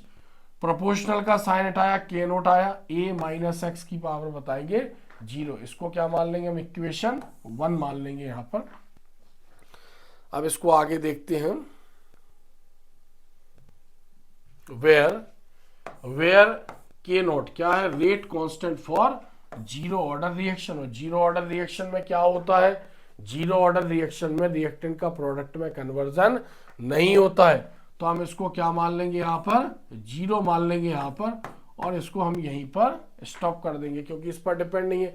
तो डायरेक्ट क्या लिखेंगे हम, dx upon dt equals to K naught. तो ये यहां पर आ गया, क्रॉस मल्टीप्लाई करेंगे तो क्या आ जाएगा, dt वहां चला जाएगा, dx equals to K naught into dt। इसको इक्वेशन 3 मान लेंगे। ऑन इंटीग्रेटिंग इक्वेशन 3, जो 3rd नंबर की रिएक्शन है इसका हम इंटीग्रेशन करेंगे।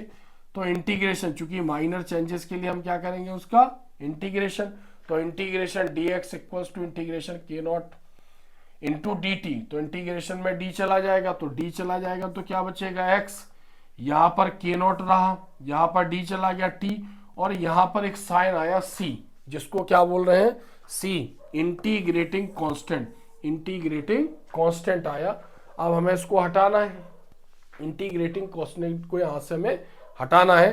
तो हमने मान लिया इन द बिगिनिंग ऑफ रिएक्शन, जब रिएक्शन शुरू नहीं हुई, जब रिएक्शन शुरू नहीं हुई। आप इसको ध्यान दें, ये वाली इक्वेशन हमारी निकल गई क्योंकि हमने क्या किया, इधर इसका फिर से समझते हैं, इसका हमने इंटीग्रेशन किया तो d चला गया, x रह गया यहाँ पर, ये रह गया, और यहाँ पर t और c आया एक साइन।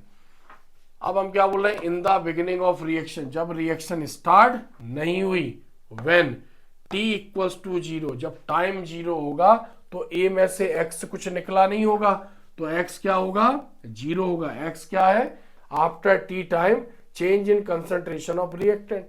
तो जब टाइम 0 होगा तो फिर इसका कंसंट्रेशन भी 0 होगा। अब t की जगह 0 और x की जगह 0 उठा के ये वैल्यू हम यहाँ पर रख देंगे। तो आप देखेंगे यहाँ पर x की जगह 0 रख दिया, t की जगह भी यहाँ पर 0 रख दिया, तो क्या आ जाएगा, c इक्वल्स टू 0, ये आ जाएगा। अब ये c की वैल्यू हम उठा के यहाँ पर रख देंगे तो c को हमने खत्म कर दिया।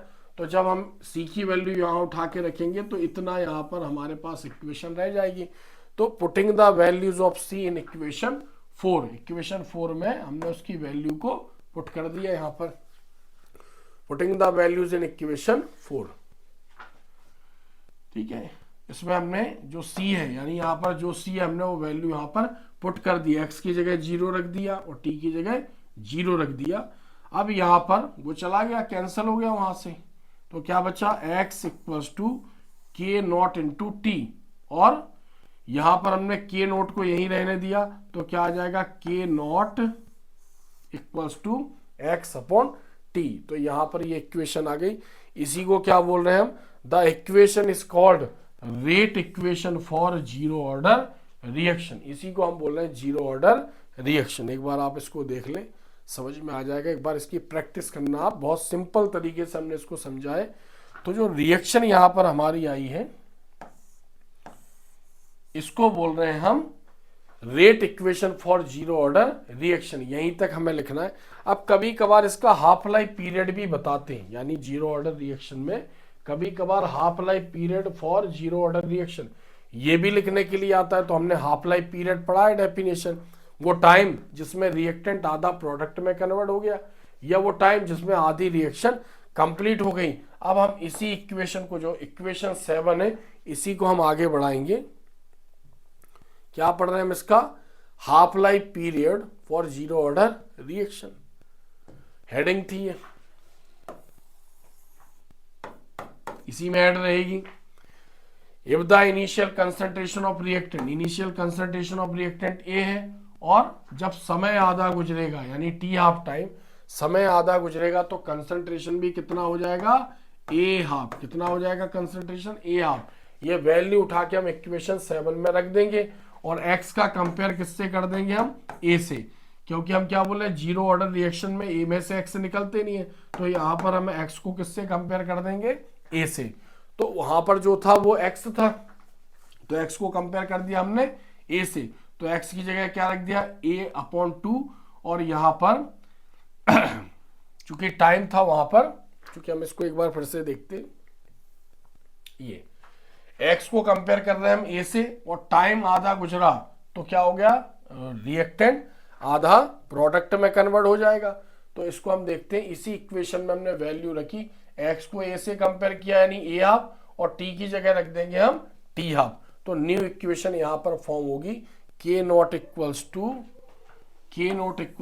और ये, तो यहां पर t हाफ को उठा के यहां ले आएंगे, तो k not into T half, और a हाफ सामने होगा। टी हाफ को यहां पर हमने रहने दिया, तो क्या हो जाएगा, 1/k0 इंटू a/2। अब इस पूरे को, यानी 1/k02, इसको हम क्या मान लेंगे, कांस्टेंट मान लेंगे। जब कांस्टेंट मानेंगे तो प्रोपोर्शनल का साइन आ जाएगा, तो टी हाफ किसके प्रोपोर्शनल हो जाएगा, a के।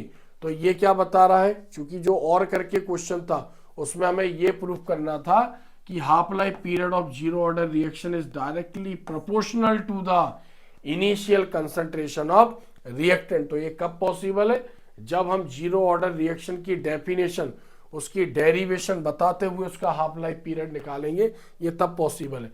तो चूंकि जीरो ऑर्डर रिएक्शन में क्या हो जाएगा, कंसंट्रेशन चेंज नहीं होता, तो ए की वैल्यू 0 हो जाएगी, तो टाइम क्या हो जाएगा, 0 हो जाएगा, जिससे ये प्रूफ होता है कि जीरो ऑर्डर रिएक्शन में रिएक्टेंट का प्रोडक्ट में कन्वर्जन नहीं होता है।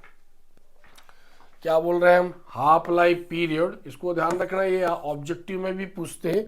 Half life period of a zero order reaction is directly proportional, पूरा क्वेश्चन बना देगा और इनिशियल कंसंट्रेशन को डैश बना देगा। तो हमें इसमें क्या फिल करना रहेगा, initial concentration of the reactant.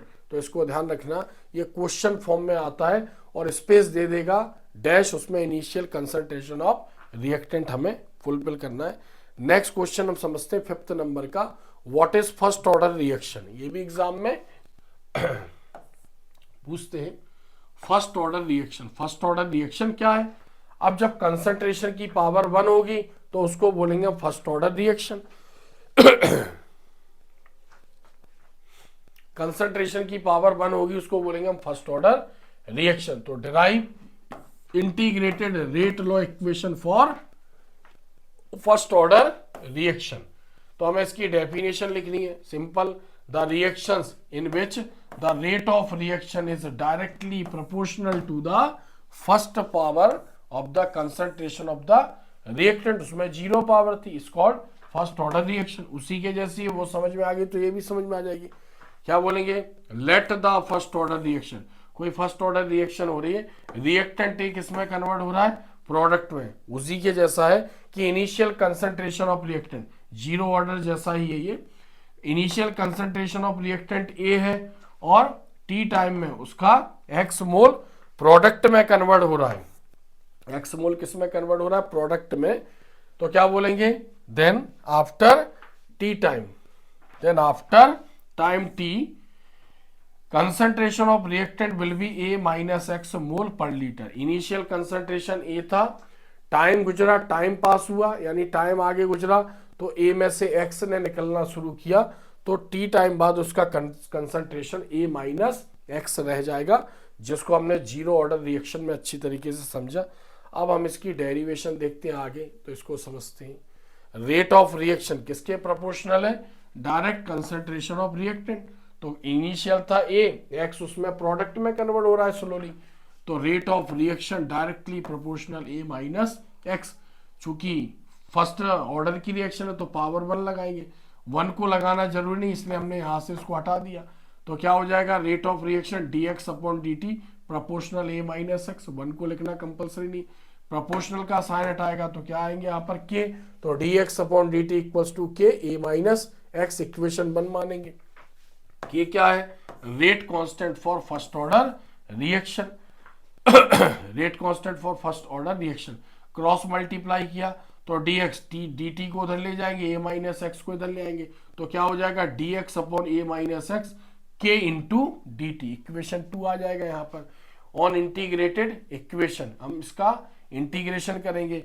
तो इंटीग्रेशन क्यों कर रहे हैं? क्योंकि माइनर चेंज है, इंटीग्रेशन dx अपॉन ए माइनस एक्स, और इसका भी हम इंटीग्रेशन करेंगे। तो मैथ्स में एक फॉर्मूला होता है, ठीक है, इंटीग्रेशन डी अपॉन ए माइनस एक्स, या ये फॉर्मूला होता है dx अपॉन एक्स। अगर dx अपॉन एक्स का इंटीग्रेशन करते हैं तो log x आता है। क्या आएगा?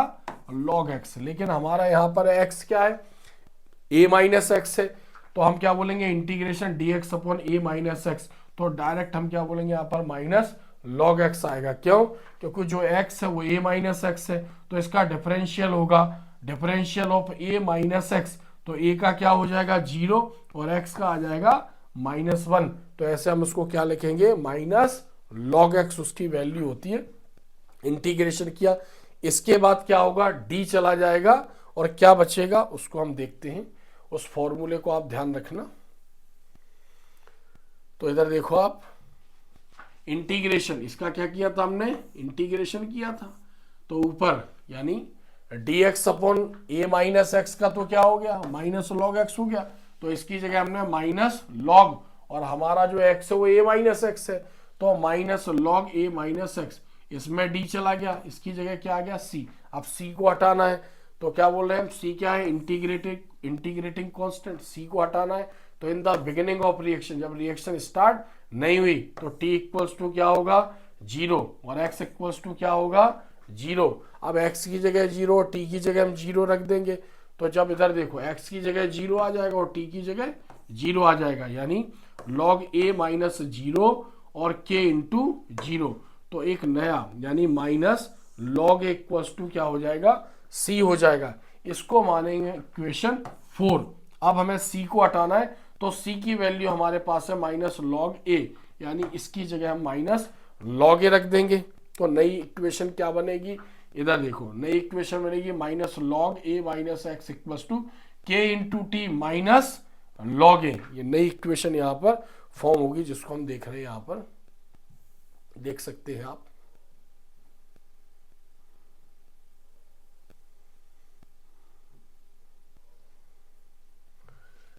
जो c की वैल्यू आई उसको हमने इक्वेशन 4 में पुट कर दिया, तो ये इक्वेशन 4 में पुट किया था, तो केवल c की जगह हमने माइनस log a लिखा, बाकी उसको एज इट इज हमने लिखा यहां पर।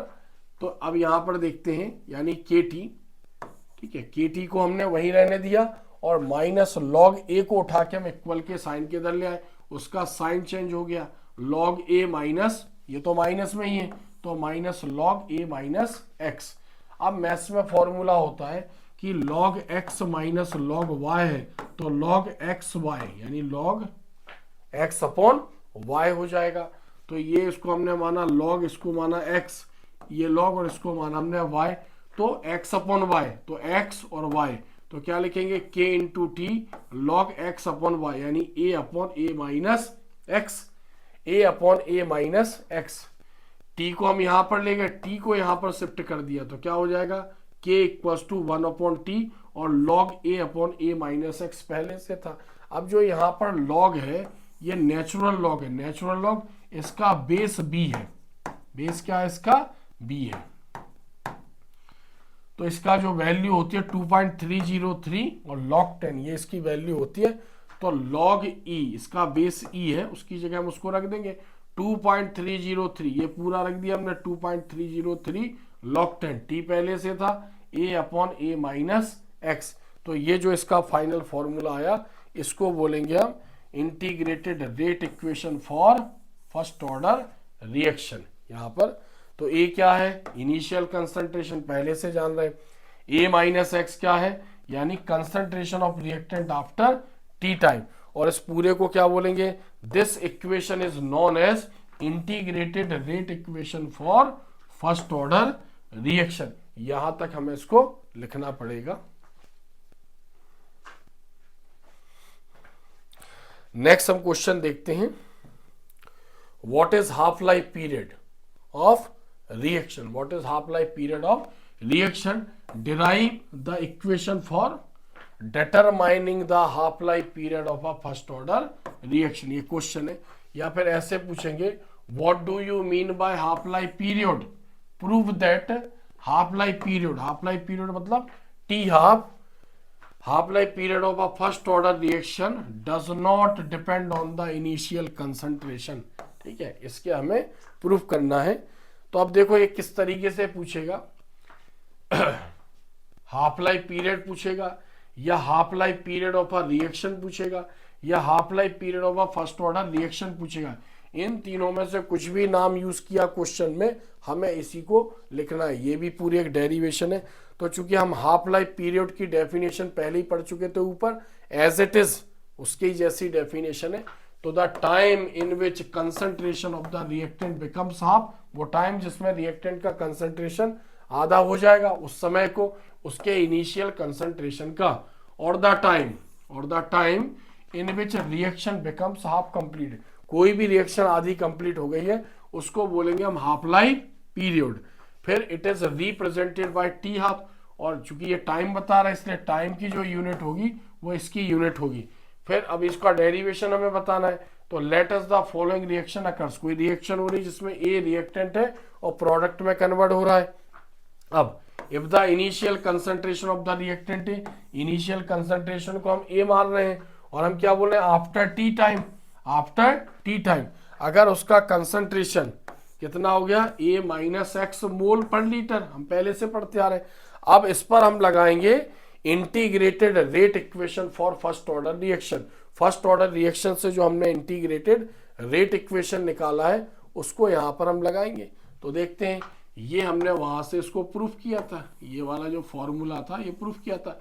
निकालना क्या है, निकालना में टाइम है, तो टाइम को यहां ले जाएंगे और के को यहां ले जाएंगे। तो यहां पर देख रहे हैं, जिसको हम ऊपर लिख देते हैं, यानी के को इधर शिफ्ट कर दिया, टी को उधर शिफ्ट कर दिया, तो 2.303 अपॉन के, ये थोड़ा सा नीचे हो गया, और यहां पर क्या आ जाएगा, ए माइनस एक्स, वही का वही फॉर्मूला है। टी निकालना इसलिए हमने टी को के की जगह और k को t की जगह शिफ्ट कर दिया। बाकी इंटीग्रेटेड रेट इक्वेशन है जिसको हमने प्रूफ किया। अब क्या बोल रहे हैं हम, according to half life period. Half life period के अकॉर्डिंग क्या बोल रहे हैं, यानी वो टाइम जिसमें किसी का कंसंट्रेशन हाफ हो गया। तो क्या बोल रहे हैं, हाफ लाइफ पीरियड यानी t equals to t half. अगर समय आधा हो गया तो आधे टाइम में उसका कंसंट्रेशन भी कितना हो जाएगा, आधा हो जाएगा। At half life period t equals to t half and at t half a minus x equals to a upon 2। अब ये वैल्यू उठा के हम इसमें रख देंगे, इस इक्वेशन में यहां पर रख देंगे। तो देखते हैं आगे, एक बार फिर से देख लो। t की जगह हमें टी हाफ रखना है, t की जगह हमें टी हाफ और a माइनस एक्स की जगह हमें a हाफ रखना है। तो t की जगह हमने क्या रख दिया, t की जगह हमने रख दिया टी हाफ, ठीक है। t की जगह क्या रख दिया हमने, टी हाफ, और a माइनस एक्स की जगह हमने रख दिया यहाँ पर a हाफ। तो यहाँ पर टी हाफ मिसिंग है तो हम बार बार इस पर लिख दे रहे हैं 2.303, ठीक है। अब a से a क्या हो जाएगा कि a कट जाएगा तो इसकी पावर आ जाएगी log10 2, और log10 2 की पावर क्या होती है 0.3010। इसकी जगह ये वैल्यू उठा के रख देंगे, दोनों का इंटू करेंगे तो क्या हो जाएगा 0.693 अपॉन के। ये ऑब्जेक्टिव में भी पूछते हैं, हाफ लाइफ पीरियड का फॉर्मूला लिखो। तो क्या बोल रहे हैं हम, हेंस हाफ लाइफ पीरियड और फर्स्ट ऑर्डर रिएक्शन यानी इनिशियल कंसंट्रेशन पर डिपेंड नहीं है, जबकि उसके रेट कांस्टेंट के इनवर्सली प्रोपोर्शनल है। तो क्या बोल रहे हैं हम, half life period does not depend upon initial concentration of reactant for first order reaction, thus half life period is inversely proportional to the rate constant। इस पर डिपेंड करता है। तो यहां पर हमने इसकी डेरिवेशन देखी, अनलिमिटेड बार वो क्वेश्चन एग्जाम में पूछा गया हाफ लाइफ पीरियड वाला। What is order of reaction, what is order of reaction, right the unit of rate constant for the zero order reaction. हमें ये बताना है ऑर्डर ऑफ रिएक्शन क्या है, और जीरो ऑर्डर, फर्स्ट ऑर्डर और second order reaction के लिए हमें रेट कांस्टेंट की यूनिट बताना है। तो ऑर्डर ऑफ रिएक्शन, आंसर देखते हैं हम यहाँ पर, क्वेश्चन नंबर 7 है। तो ऑर्डर ऑफ रिएक्शन की डेफिनेशन तो हम पहले ही बता चुके, उसको हम 2-3 बार पढ़ चुके। तो the sum of the power of the concentration of the reactant in the rate law expression, यानी कंसंट्रेशन की जो पावर है लॉ ऑफ मास एक्शन और रेट लॉ एक्सप्रेशन में, उसी को बोलेंगे हम ऑर्डर ऑफ रिएक्शन। वो डायरेक्ट बताती है कितने मॉलिक्यूल रिएक्टेंट के प्रोडक्ट में कन्वर्ट हो रहे हैं। It can represented by symbol n and can be whole number और फ्रैक्शन। होल नंबर हो सकता है, फ्रैक्शन हो सकता है, और जीरो हो सकता है। बाकी हमने ये रिएक्शन बताई है। अब हमें इसकी यूनिट निकालना सीखना है, यानी एग्जाम में पूछते हैं ऑब्जेक्टिव में रेट कांस्टेंट की यूनिट जीरो ऑर्डर के लिए, फर्स्ट ऑर्डर के लिए, सेकंड ऑर्डर के लिए और थर्ड ऑर्डर के लिए।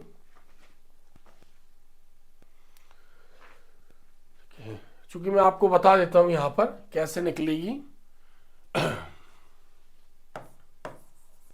Rate of reaction, rate of reaction किसके प्रोपोर्शनल है, हमने बोला कंसंट्रेशन है। जीरो ऑर्डर रिएक्शन में क्या हो जाएगा, जीरो हो जाएगा।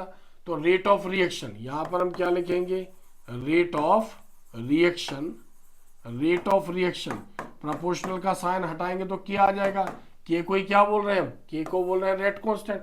जीरो ऑर्डर में ये जीरो हो जाएगा, तो इसकी यूनिट निकालनी है जीरो ऑर्डर के लिए। तो रेट कांस्टेंट की जो यूनिट होगी वो जीरो ऑर्डर रिएक्शन में रेट कांस्टेंट की यूनिट होगी, जो रेट ऑफ रिएक्शन की यूनिट होगी वही जीरो ऑर्डर रिएक्शन में रेट कांस्टेंट की यूनिट होगी, क्योंकि के डायरेक्ट इसके इक्वल है।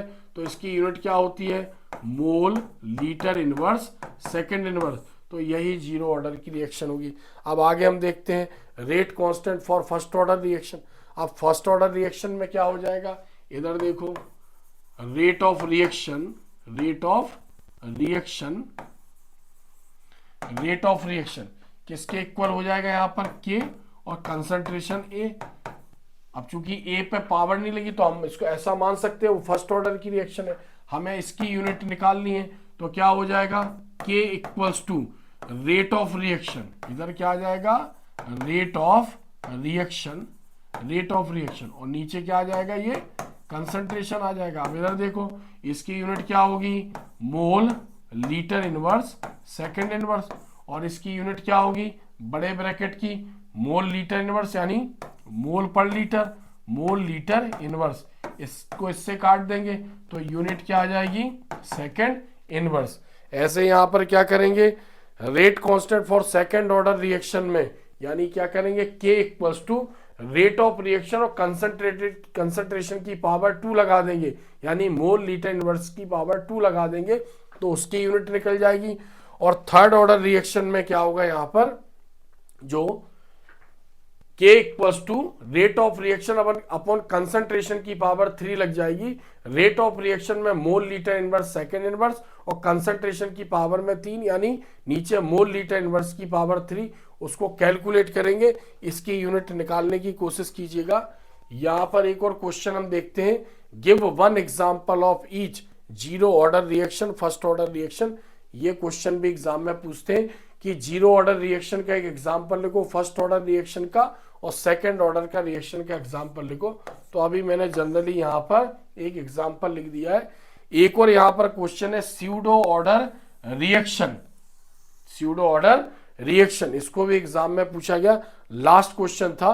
तो ये क्वेश्चन तो आप ऐसे ही याद कर लेना। स्यूडो ऑर्डर रिएक्शन पर टाइम मिला तो पर्टिकुलर मैं इस पर एक वीडियो बनाऊंगा। तो चूंकि आज मैंने आपको केमिकल काइनेटिक चैप्टर 3 से रिलेटेड सारे इंपॉर्टेंट क्वेश्चनों को एक्सप्लेन किया, बाकी ये तो सिंपल है, फर्स्ट ऑर्डर जीरो ऑर्डर और ये जीरो फर्स्ट और सेकंड ऑर्डर का एक एक एग्जाम्पल याद कर लेना, एग्जाम में लिखने के लिए पूछते। तो उम्मीद करता हूं वीडियो आपको अच्छा लगे। कंप्लीट क्वेश्चन है, इनकी तैयारी तो आपको करना ही करना है। इसके अलावा अगर कोई बताता है, कोई टीचर स्कूल का या कोई कोचिंग का, तो रेयर कंडीशन में, जबकि 99% इनमें से ही कोई क्वेश्चन एग्जाम में आएगा। तो उम्मीद करता हूं वीडियो आपको अच्छा लगे। अगर वीडियो अच्छा लगता है, एग्जाम का समय करीब है, तो आप ज्यादा से ज्यादा बच्चों को शेयर कीजिए, ताकि ज्यादा से ज्यादा बच्चों को पता चले कि इतने क्वेश्चन हम तैयार कर लेंगे तो क्या हमारे मार्क्स कवर हो जाएंगे, बिल्कुल हो जाएंगे। और इससे रिलेटेड मैंने एक ऑब्जेक्टिव विद आंसर का वीडियो बनाया था, उसको भी जरूर देखना, क्योंकि इसमें से एक दो ऑब्जेक्टिव एग्जाम में आते हैं। अगर वीडियो अच्छा लगे तो वीडियो को शेयर करें और चैनल को सब्सक्राइब करें, और भी इससे अच्छे वीडियो मैं आपके लिए लाता रहूंगा। आज के लिए इतना ही है, धन्यवाद।